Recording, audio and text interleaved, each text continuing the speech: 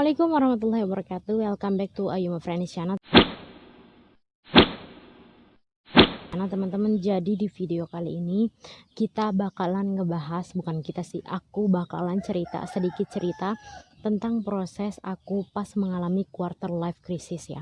Jadi ini akan jatuhnya kayak aku lagi curhat sama kalian tentang gimana aku ngalamin masa quarter life crisis. Siapa tahu kalian juga pernah mengalami ini atau kalian sedang mengalami ini. Jadi kita bisa sharing-sharing. Silakan kalau misalnya kalian juga mengalami seperti apa yang aku alamin, silakan komen aja di kolom komentar. Oke.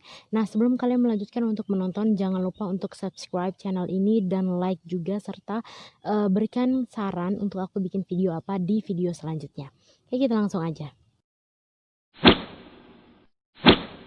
Nah, di video kali ini aku udah ngerangkum beberapa poin, aku udah nulis juga beberapa poin yang aku rasain pada saat aku mengalami quarter life crisis. Nah, buat kalian yang nggak tahu quarter life crisis itu apa, jadi quarter life crisis ini adalah, kalau bahasa Indonesianya itu, krisis seperempat abad. Jadi orang-orang yang mengalami krisis quarter life crisis ini adalah orang-orang yang berada di umur sekitar 19 sampai ada yang bilang sampai 28, ada yang bilang sampai 27, ada yang bilang sampai 30 juga. Nah, tapi terserah di angka berapapun itu, yang penting kalau misalnya kalian mengalami ciri-ciri di bawah ini, yang nggak tahu ya pasti atau enggaknya, tapi kebanyakan ini adalah ciri-ciri dari kalian mengalami quarter life crisis di umur berapapun kalian sekarang. Nah, dulu pas aku ngalamin quarter life crisis ini, aku ngalamin ini di umur 23 tahun, di tahun 2019 berarti ya. Itu di saat momen-momen aku lagi menyelesaikan skripsi. Jadi aku bener-bener lagi kayak di akhir perkuliahan gitu, dan bener-bener kayak ya bener-bener di akhir dah, karena aku adalah mahasiswa yang juga telat lulusnya guys. Nah, akhirnya pada saat itu tuh kayak bener-bener mengalami sesuatu yang gak pernah aku alami selama ini, karena selama ini tuh hidupku kayak tenang-tenang aja, semangatku tuh kayak membara, pokoknya selalu semangat. Nah, tiba-tiba suatu masa aku itu mengalami tentang tiba-tiba aja aku ngalamin kayak khawatir tentang masa depan aku.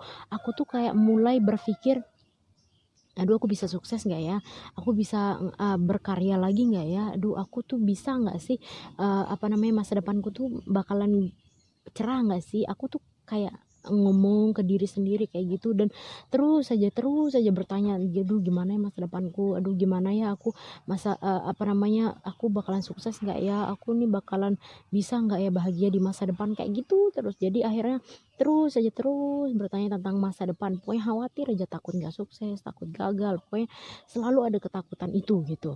Nah, yang kemudian adalah aku selalu bertanya tentang diriku. Ini tiap hari, kalau kalian tahu ya, tiap hari itu aku kayak baru bangun tidur itu aku langsung bertanya, aduh buat apa sih aku di bumi ini gitu, aduh apa sih gunaku, apa aku tuh di sini tuh buat apa gitu, aku tuh gunanya buat apa, manfaatku tuh untuk siapa, aku tuh dilahirkan kenapa. Setiap hari bertanya seperti itu terus.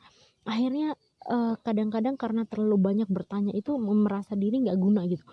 Nah, kemudian aku juga yang awalnya udah nge-planning pengen ini, target ini, harus ke sini, itu tiba-tiba aja kayak ngerasa, oh tersesat gitu, kayak kehilangan arah. Paham gak sih? Kalian tuh udah tahu jalannya, udah tahu jalan kalian tuh mau kemana, udah tahu tujuan kalian kemana, tapi tiba-tiba di tengah jalan tuh blank kayak nggak tahu harus kemana.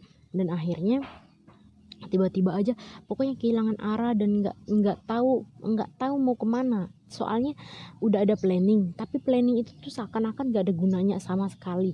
Terus setiap hari kita nanya terus ke diri kita sendiri, aduh aku ini gunanya apa, terus masa depanku tuh bakalan cerah atau enggak, aku tuh bakal sukses apa enggak, aku bisa nggak hidup sejahtera di masa depan. Terus kayak kekhawatiran kayak gitu yang terus aja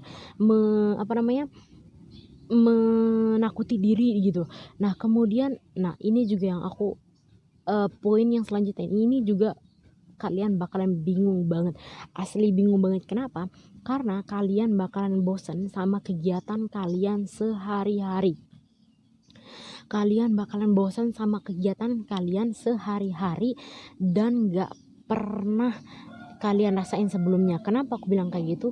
Jadi misalnya yang kalian lakukan setiap hari adalah olahraga. Kalian tuh kayak suka hobi banget olahraga, atau kalian suka banget kayak baca buku dan lain sebagainya. Tiba-tiba aja kegiatan yang setiap hari kalian lakukan dan kalian senengin itu jadi bosan buat kalian.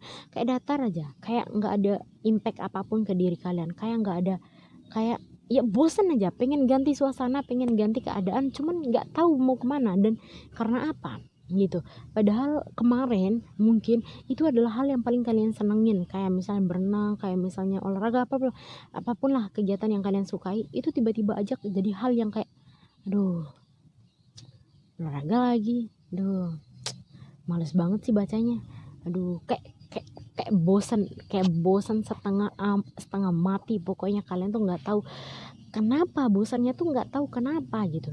Yang jelas kalian berusaha terus menyemangati diri kalian tuh kayak bisa nih, kamu nggak bosan, kamu harus sehat, kamu harus ini, cuman nggak bisa. Itu emang kalian tuh lagi ngalamin itu gitu, bosan aja. Nah kemudian kalian itu ketika ketemu orang di luar itu kalian bahagia banget, bahagia asli, ketemu nggak pura-pura, emang bahagia, ketawa ketemu orang gitu ya, ngobrol bareng orang, terus gampang ketawanya, ketawa terus asik aja, fleksibel kayak gitu, humble di luar ya. Terus pas kalian masuk ke kamar itu kalian kayak ngerasa ya ampun aku sendiri lagi, ya ampun ternyata aku tuh emang lagi dalam kesepian gitu. Pokoknya intinya aku mau sampein yang ini tuh, kalian tuh bahagia di luar tapi rapuh di dalam. Pas kalian sendiri baru kalian ketahui bahwa diri kalian tuh sedang rapuh gitu. Kalian nggak tahu diri kalian tuh rapuh saat bersama orang, jadi nggak kerasa gitu loh. Tapi pada saat masuk kamar dan pada saat sendiri itu kayak ya Allah kok begini amat ya hidup kayak gitu loh. Padahal nggak ada sebab apapun gitu. Terus kayak ya aku ngerasain juga tuh, kalian mungkin nih ada yang ngerasain kayak aku juga, kayak tiba-tiba aja nangis, tiba-tiba nangis tanpa sebab jatuh aja air matanya pas lagi tidur terus tiba-tiba nangis, nggak ada sebab apa gitu.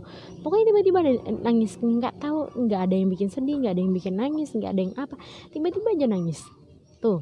Terus kemudian kehilangan semangat juga, kemudian nggak kayak ngerasa diri nggak guna banget lah pokoknya. Aduh ya Allah, pengen pindah dari hal ini gitu, pengen suasana baru, pengen hal baru gitu. Nah ini adalah beberapa hal yang aku rasain saat aku ngalamin quarter life crisis gitu.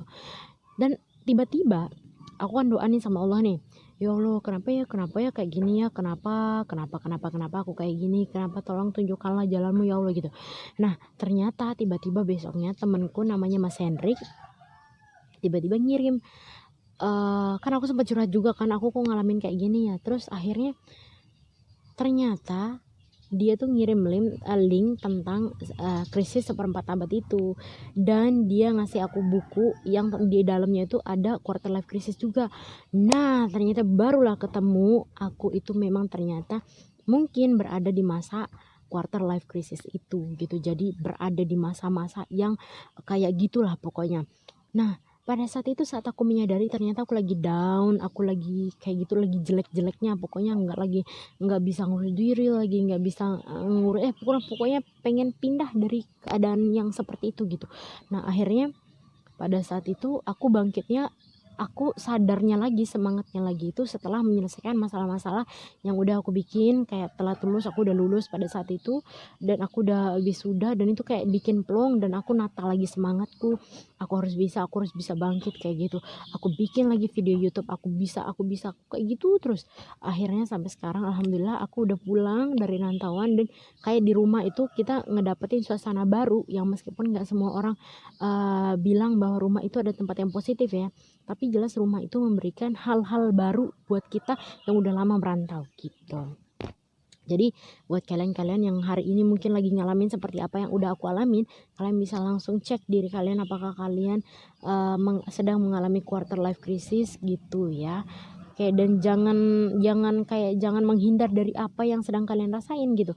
Kalau kalian ngerasa lagi down ya bilang aja, ya aku lagi down dan aku harus memperbaiki ini gitu, ada yang salah nih sama diri, diakuin aja, nggak aku kuat tapi dalamnya rapuh gitu, nggak bisa kayak gitu. Jadi harus lurus gitu, oh ya aku lagi down, aku harus memperbaiki ini, gimana caranya, pelan-pelan gitu aja.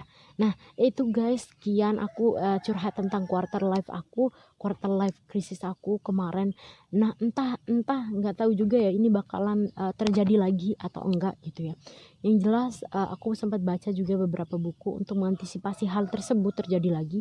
Itu kita harus rancang rencana dari awal lagi, bukan dari awal, susun rencana yang serealistis mungkin, gimana ceritanya kita nggak kehilangan arah lagi gitu. Soalnya kalau udah nggak punya rencana di awal, terus kehilangan arah di tengah, itu kita bener-bener blank dan jatuh banget, beneran jatuh banget. Kayak